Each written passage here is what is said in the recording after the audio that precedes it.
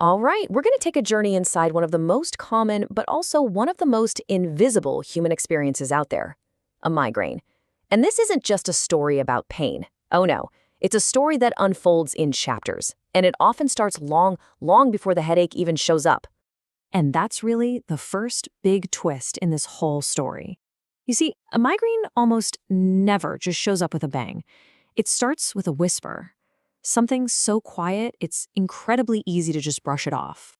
So picture this. It's the night before. For the person in our story, it was just a series of these tiny, seemingly random clues, like uncontrollable yawning, one after another, or that feeling when the light from your phone suddenly feels way too harsh, almost aggressive, you know?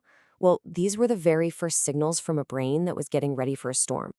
And then there was this, a sudden, really intense craving for something sweet. Now that feels totally random, right?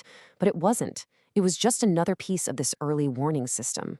But just like the yawning and the light sensitivity, it got ignored. Just pushed aside as one of those things. Okay, so by morning, the world just felt off. Not painful yet, just subtly wrong. It's kind of like watching a movie where the sound is just a fraction of a second out of sync. And that subtitle on the screen, it's absolutely key. This was the critical window. This was the moment she could have stepped in and maybe, just maybe, changed the whole outcome. And just look at how simple the interventions could have been. We're talking a glass of water, a tablet taken right at the start, or just finding a quiet, dark room for a few minutes. But you know that instinct we all have? The one to just power through, rush to work, get things done? Well, that one. And the migraine? It basically took that as a green light to escalate. Okay, so now we move into the next phase, and honestly, this can be one of the most frightening parts. She's at work, right? Just looking at a message on her phone, and suddenly the letters start to fracture. The world right there in front of her eyes literally starts to break apart. This quote you're seeing, it just captures the experience perfectly. This isn't just blurry vision, not at all. It's an active, moving distortion, like cracked glass. I mean, can you even imagine trying to see the world through that? It's completely disorienting. And this is the brain's second alarm bell, and this one is a lot louder. So what in the world is actually happening here? Well, first off, this isn't an eye problem. It's something called an aura. What's happening is a wave of depressed electrical activity. We're talking literally a wave of electrical silence is slowly creeping across the visual part of her brain. This is a really profound neurological event.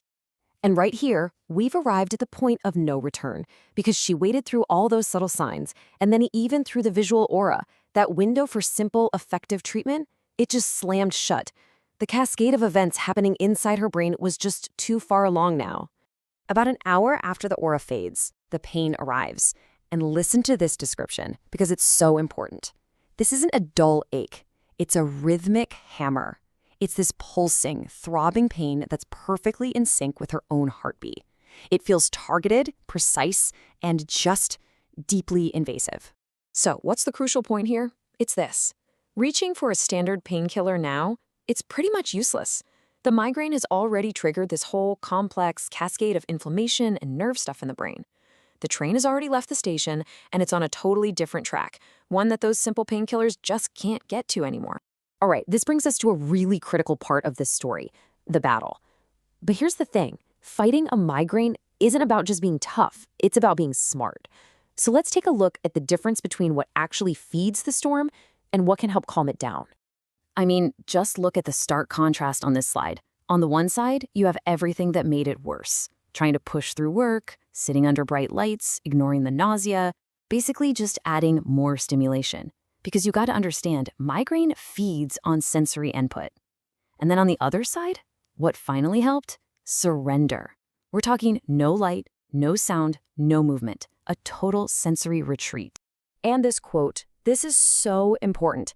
Giving in to that need for total darkness and silence, it is not a sign of weakness.